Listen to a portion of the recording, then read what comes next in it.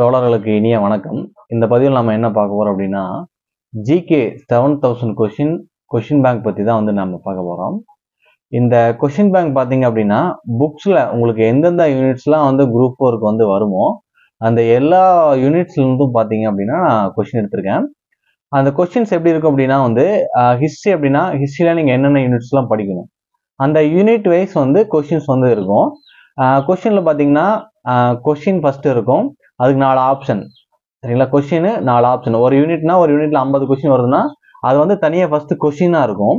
அடுத்தது எப்படி இருக்கும் அப்படின்னா அதோட ஆன்சர் கீ இருக்கும். ஆன்சர் கீ எப்படி இருக்குன்னா கொஸ்டின் 4 ஆப்ஷன், அதோட ஆன்சர் என்ன, ஆப்ஷன் டீடைல்ஸ் என்ன, அந்த மாதிரி இருக்கும். எப்படின்னா நீங்க ஒரு யூனிட்டை வந்து நீங்களே ஓனா டெஸ்ட் எழுதுறீங்க. நீங்க ஒரு யூனிட் படிக்கிறீங்க, அதில் செட் ஆஃப் 6 ஃபுல்லா படிக்கிறீங்க, படிச்சு முடிச்சுட்டு அது நீங்க டெஸ்ட் எழுதுறீங்க அப்படின்னா வரிசையா வந்து ஃபர்ஸ்ட் கொஸ்டின்லாம் எழுதி பார்த்துக்கலாம்.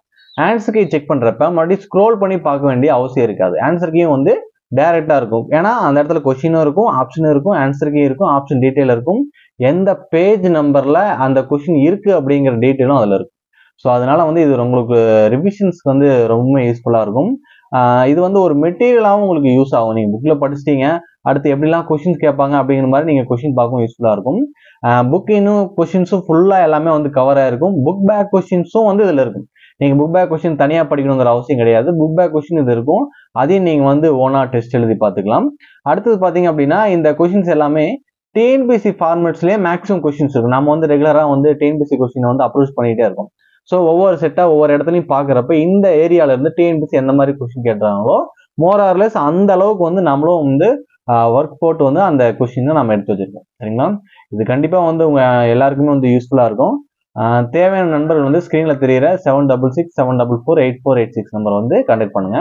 இப்போ அடுத்து வந்து பாத்தீங்கன்னா அப்படின்னா எப்படி அவைலபிளா இருக்குன்னு ஒரு மாடலும் வந்து உங்களுக்கு காமிச்சேன். ஓகேங்களா?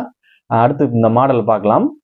தேவையான நண்பர்கள் 7667448486 நம்பரை கான்டாக்ட் பண்ணுங்க.